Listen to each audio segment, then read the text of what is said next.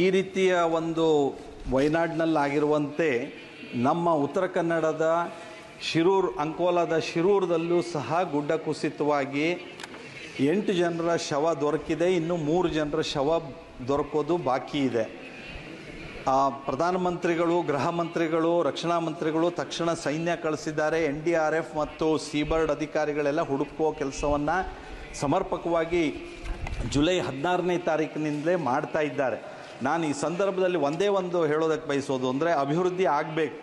ಆದರೆ ಅಭಿವೃದ್ಧಿಯನ್ನು ನಾವು ಮಾಡುವಾಗ ವೈಜ್ಞಾನಿಕವಾದ ಒಂದು ಅಧ್ಯಯನದ ವರದಿಯಿಂದ ಅಭಿವೃದ್ಧಿಯನ್ನು ಮಾಡೋದಕ್ಕೆ ಮುಂದಾಗಬೇಕು ಅಂತ ನಾನು ಕೇಳ್ಕೊಳ್ತೀನಿ.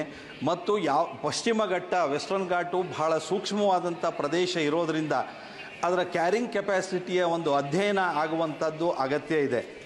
ಇಲ್ಲ ಅಂದರೆ ಈಗ ಅಲ್ಲಿ ನಮ್ಮ ಅಂಕೋಲಾದ ಶಿರೂರದಲ್ಲಿ NHAIದವರು ಮಾಡ್ತಾ ಇರುವ ರಸ್ತೆಯ ಕೆಲಸ ಅವೈಜ್ಞಾನಿಕವಾಗಿದ್ದರಿಂದ ಈ ಗುಡ್ಡ ಕುಸಿತು ಮತ್ತು ಮಳೆ ಬಹಳ ದೊಡ್ಡ ಪ್ರಮಾಣದಲ್ಲಿ ಹೆಚ್ಚಾಗಿದೆ.